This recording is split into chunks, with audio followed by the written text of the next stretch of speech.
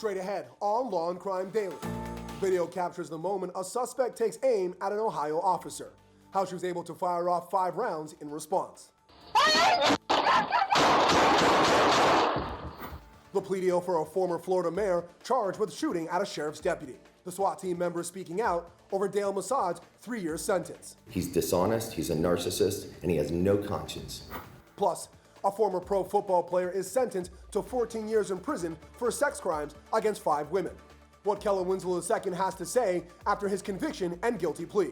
In the future, I do plan to Deputy in Ohio narrowly escapes being shot during a routine call, and it was all caught on camera. Law and Crime's Anjanette Levy is here with the video and what led up to it.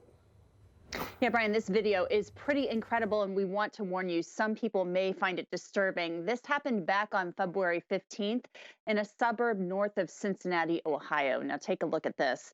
The video you are watching was actually recorded on a doorbell camera. It shows Deputy Sarah Vaught approaching a front door. She and other deputies were sent to check on 56-year-old Lance Runyon. The video shows Runyon opening the door and firing toward Deputy Vaught, who ducked and fired several shots back, hitting Runyon. He was critically wounded. 482, she'll give you the garage code if she wants us to check on him. Here he is, here he is.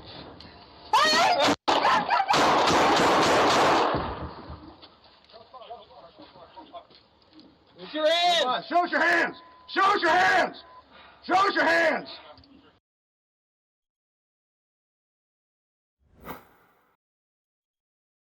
Now, Deputy Vaught then said, "I'm good," when her fellow Warren County Sheriff's deputies asked her whether or not she was okay. As you saw, she was very fortunate she was not hit by that gunfire. Runyon faces charges of attempted murder and felonious assault. His first court date has not yet been scheduled because he is still in the hospital in critical condition. Brian? Fortunate indeed. Thanks, Anjanette. Joining us now is criminal defense attorney Imran Ansari along with Terry Austin. Imran, quick thinking saved this officer's life. What did you think when you first saw this video?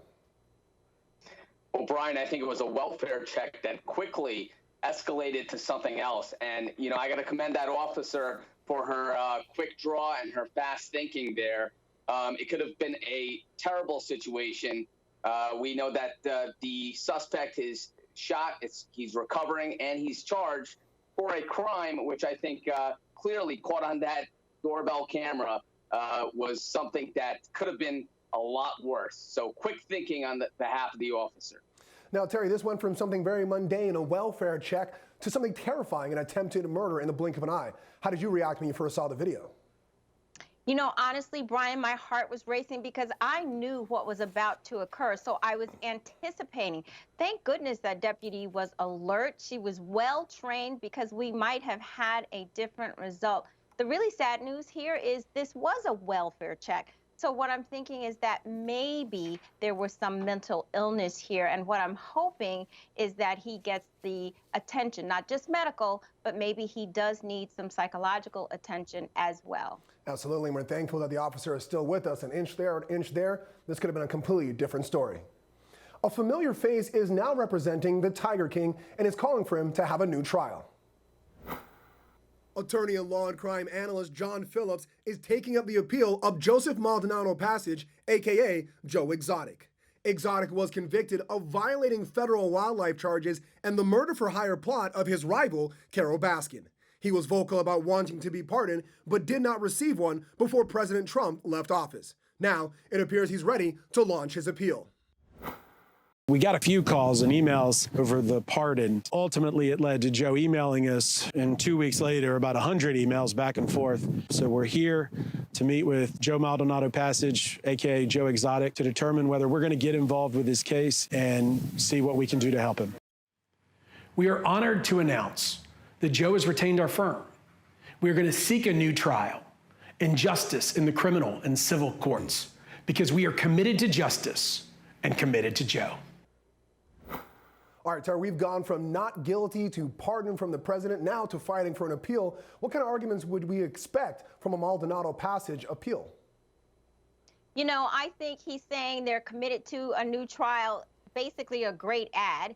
because he's committed to Joe. And if he's doing a new trial here, it means they have to show either new evidence or that there was some sort of error or some sort of, verdict that was against the weight of the evidence. And as it relates to the charges that, as the animals are concerned, I think he's going to try to say that technically they did not abuse the animals. And as it relates to the charges for Carole King, I think he's going to try to say that they were just joking and that they didn't really intend to kill her. Now, Imran, you've represented high-profile appeals. What would the game plan be if you were lead counsel in this appeal? So, Brian, I think it would be getting the evidence that wasn't presented to the lower court and arguing that it should be presented on a new trial. And we know that he intends to do that. He has made a statement that there's going to be footage from the hit Netflix show that was not aired that they're going to rely on to present this case that his trial was unfair and to get him into court again. I think it's going to be really interesting. And what's really interesting is also that this firm also represented the family of Carol Baskin's ex-husband. So you have a lot of connection there, and I think it's going to be something that the public is going to be looking at intently, just like they tuned into the Netflix doc. I mean, I don't think the public or myself are going to be able to look away from this. All eyes are going to be on a potential appeal, and for that, I hope there is a new trial. Thank you both. And in other top legal news involving celebrities, rapper T.I. and his wife Tiny are denying sexual assault allegations that span over 15 years. Attorney Tyrone Blackburn has been contacted by over 30 women, survivors, and witnesses to the alleged allegations. In a press release, Blackburn says that Clifford, aka T.I., and Tamika Tiny Harris kidnapped, drugged, and raped the women in both Georgia and California. An attorney for the Harrises released a statement saying if the claims are fairly investigated, no charges would be forthcoming. The statement went on to say that the accusations are an obvious attempt to misuse the justice system. It is unclear if either Georgia or California authorities have launched an investigation. Still ahead on Law and Crime Daily, former NFLer Kellen Winslow II is sentenced. We'll bring you into the courtroom to hear from his victims. But first, the guilty.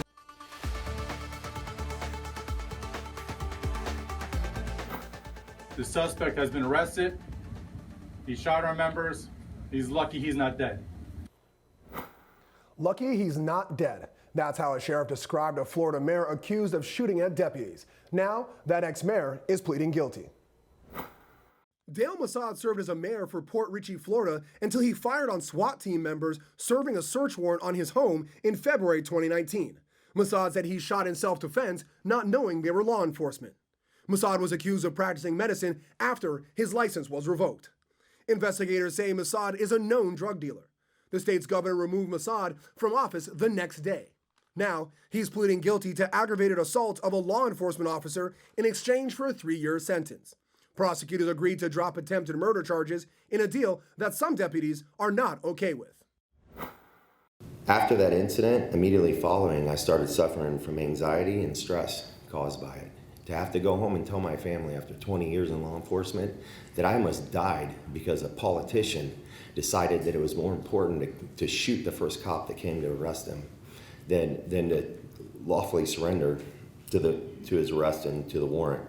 I've had nightmares, and I promise you I'll never forget the image of him standing at the top of the stairs pointing that gun at me and my team.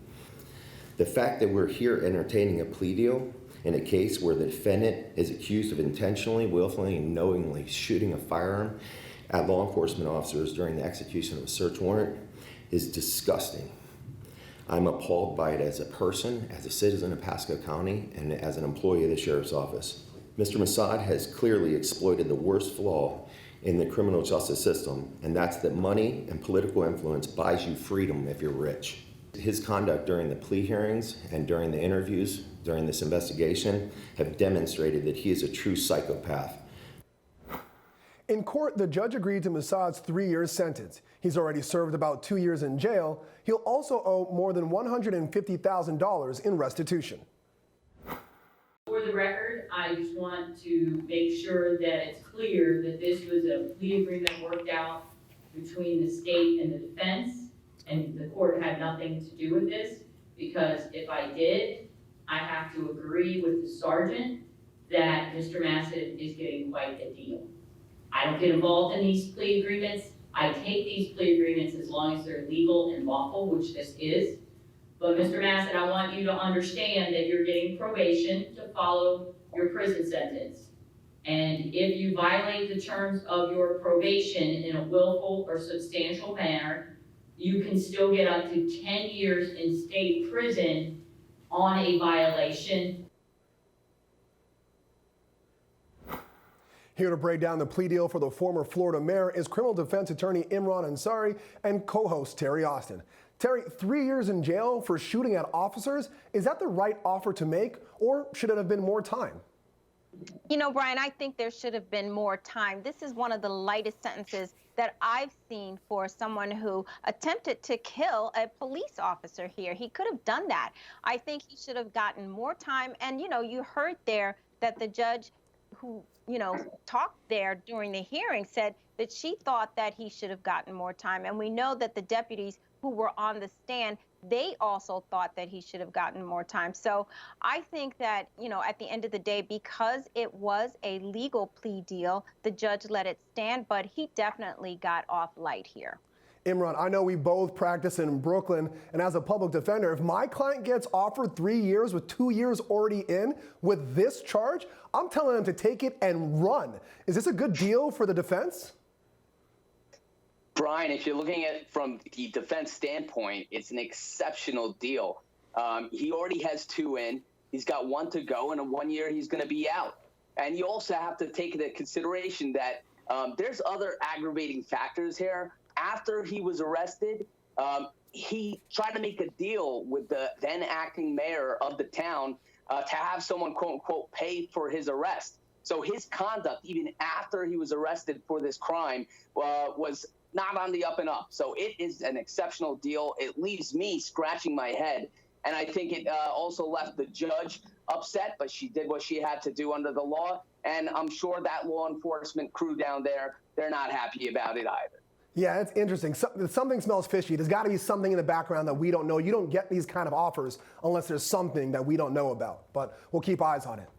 Coming up on Law and Crime Daily, former NFL tight end Kellen Winslow II's case has come to an end. We'll tell you what his sentence is. Plus, as the nation prepares for the trial of the first ex-cop charged in the murder of George Floyd, his legal troubles may not end there when we come back.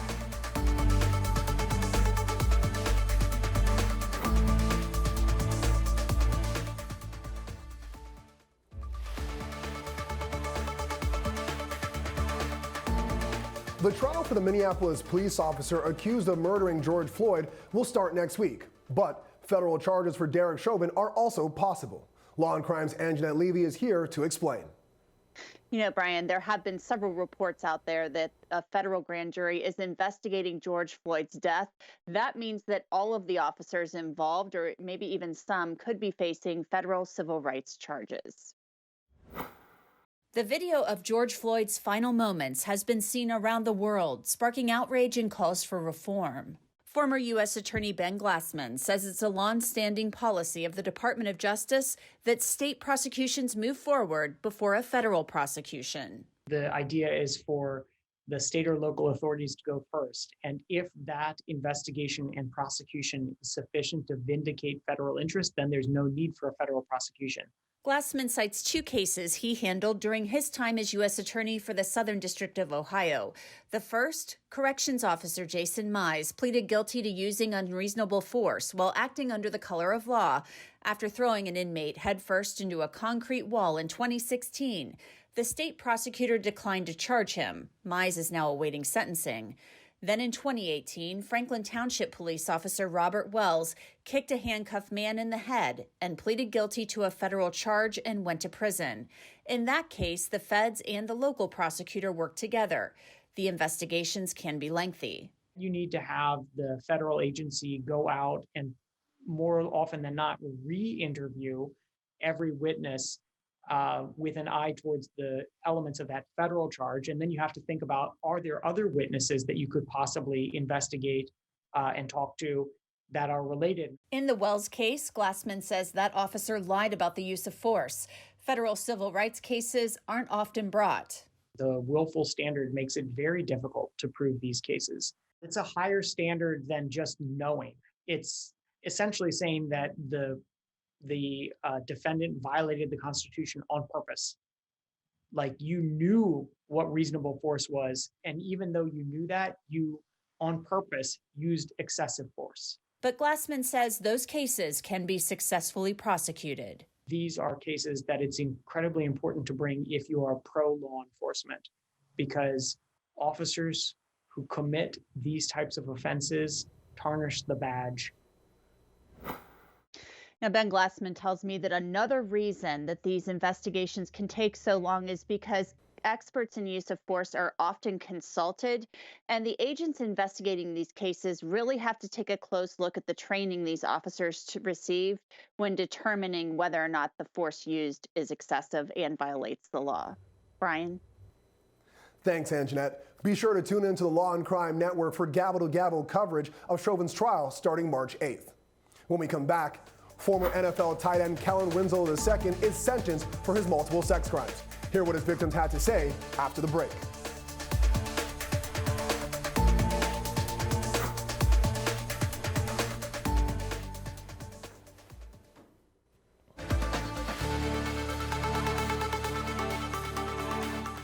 Former NFL player Kellen Winslow II was sentenced to 14 years in prison for a series of rapes and a slew of other sex crimes. The now 37-year-old was supposed to be sentenced in March of 2020, but that was delayed due to COVID-19. Winslow was convicted for raping a 58-year-old homeless woman in 2019, as well as indecent exposure and a lewd public act. He was going to be retried on sex felonies, including the 2003 rape of a 17-year-old, but he later pled guilty before standing trial. Mr. Winslow has taken so much from me that finally being able to point him out and make him hear what he's done to me makes me feel empowered, and that every victim should know that they have a voice as well. I feel that with everything that Mr. Winslow has done, he should be sentenced the full 14 years. It may not be life, but at least we can keep him away from harming anyone else. Your Honor, I was so scared when he raped me that every black Jeep that drove by might be him. I was scared to go outside, not knowing who it was. I can't believe he could be so nasty. It really hurt my feelings that he took advantage of me. He scared me so bad, knowing now that he was my neighbor, and I couldn't believe that an NFL football player would take advantage of me. I hope that you serve the 14 years and it really impacts your life if you ever come out. I hope you get the help that you need. And signed, Jane Doe 1. Winslow's attorneys say that the once highest paid tight end in the NFL suffers from traumatic brain injury from playing football, as well as the motorcycle accident which ended his career. His removal from the NFL his inability to play in the NFL caused him to drop into a deep, deep spiral of depression and anxiety. And as a result, he self-medicated through alcohol, pain medication, spice, marijuana, whatever he can get a hold of. That was his way of self-medicating. And the reason all that is important is it kind of dovetails into the elephant in the room, which is CTE. We felt that he's probably had head injury at least 1,000 times. And I think that the conduct in this particular case is supportive of this finding of CTE or potential CTE. We know that CTE can only be found when the person is dead in an autopsy, but we can look at symptoms. But he committed those crimes in 2003 before the NFL career and before he suffered, as you say, the 1,000 blows to the head.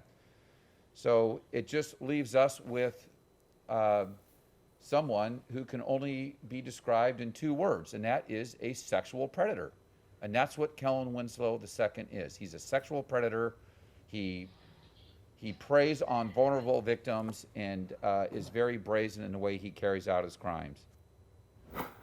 Back one last time to discuss the sentencing of Kellen Winslow II is Imran Ansari and Terry Austin. Imran, during the sentencing, you just heard it. The defense attorney said that Kellen Winslow II, suffered from CTE. Could that have an effect maybe down the road for some sort of an appeal?